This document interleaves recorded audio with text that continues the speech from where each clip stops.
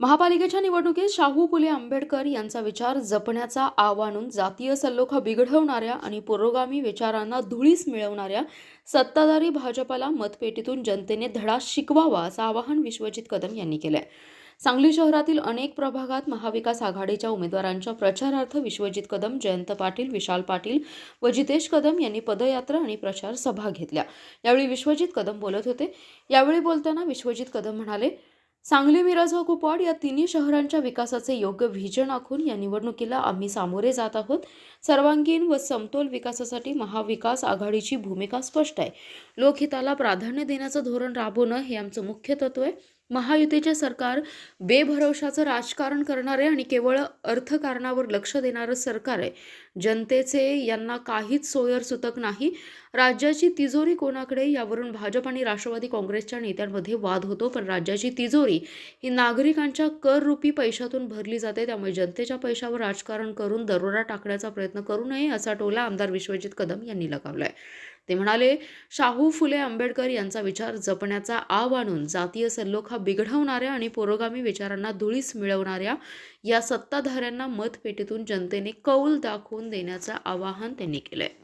एका महत्त्वाच्या कारणासाठी हे बुडवतो हे लक्षात ठेवा। कारण पुढच्या 7 दिवसात तुमच्याकडे अनेक लोक येतील, या सत्ताधारी पक्षाचे काही लोक येतील।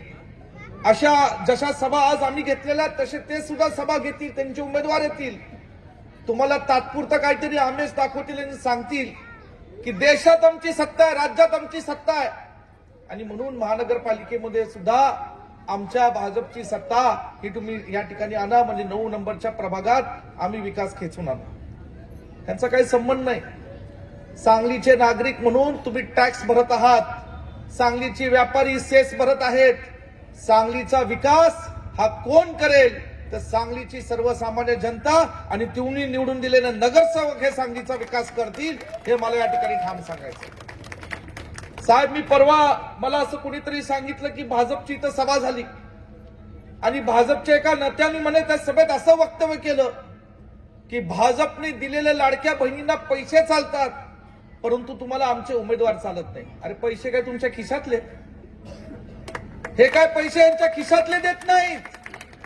महाराष्ट्रामध्ये जे महाराष्ट्रातले सर्वसामान्य लोक आहेत, जे टॅक्स भरतात, जे महाराष्ट्रातले शेतकरी, कष्टकरी, कामगार असतील, उद्योगपती असतील, सर्व जे कष्टाने पैसे कमवतात आणि राज्य सरकारच्या तिजोरीत जे टॅक्सच्या माध्यमातून पैसे भरतात, ते टॅक्स जो महाराष्ट्राचं उत्पन्न मिळतो ते महाराष्ट्राची जबाबदारी असते त्या सरकारची की ते पैसे योग्य पद्धतीने त्याचं वितरण करायचं। लाडक्या बहिणींना पैसे दिले जातात, ते महाराष्ट्राच्या जनतेकडनं घेऊन परत तुम्हाला दिले जातात, परंतु हा त्यांना अधिकार आहे का पैसे दिल्यानंतर असं म्हणण्याचा की आता तुम्हाला भाजपचे उमेदवार आम्ही कसे का, म्हणजे तुम्ही उद्या गुंड दिली तरी आमच्या बहिणींनी स्वीकारायचे का? हे गुंड चालतील तुम्हाला? मला सांगा। या सांगली शहरामध्ये, इथं या जिल्ह्यामध्ये स्वर्गीय वसंतदादा, स्वर्गीय राजाराम बापू, स्वर्गीय पतंगरावजी कदम साहेब अशा अनेक लोकांचा एक विचारांचा वारसा आहे, ज्यांनी या जिल्ह्याला महाराष्ट्राच्या नकाशावर नेलं। हे करत असताना इथं गुंडगिरी कधी नव्हती, या सांगली शहरातल्या तरुण पिढीला कधी नशेखोर होऊन देत नव्हतं, परंतु आज महाराष्ट्रामध्ये किती कायदा व्यवस्था बिघडलेली आहे की आज सांगली शहरामध्ये तरुण पिढी कुठल्या दिशेने चालले हे माझ्यापेक्षा तुम्हा सर्वांना अधिक चांगलं माहिती आहे। मग हे रोखण्याची जबाबदारी कुणाकडे? आज ती राज्य सरकारची, केंद्र सरकारची, ती या ठिकाणी बसलेल्या आमदारांची आहे आणि इथं गेले अनेक वर्षांपासून जे सत्ताधारी म्हणून स्वतःला म्हणतात त्या लोकांची ही जबाबदारी। आणि म्हणून आपल्या सर्वांना मला सांगायचंय की प्रभाग 9 आमच्यासाठी अत्यंत महत्वाचा आहे। मध्यंतरी एक कार्यक्रम झाला, राजमाता अहिल्यादेवी होळकरांचा एक अत्यंत भव्य आणि दिवा पुरस्कार या ठिकाणी पुतळा इथं उभा करण्यात आला। ठीक आहे, राज्याचे मुख्यमंत्री म्हणून सांगली शहरातल्या लोकांनी त्यांना निमंत्रण केलं, त्यांच्या हस्ते उद्घाटन झालं।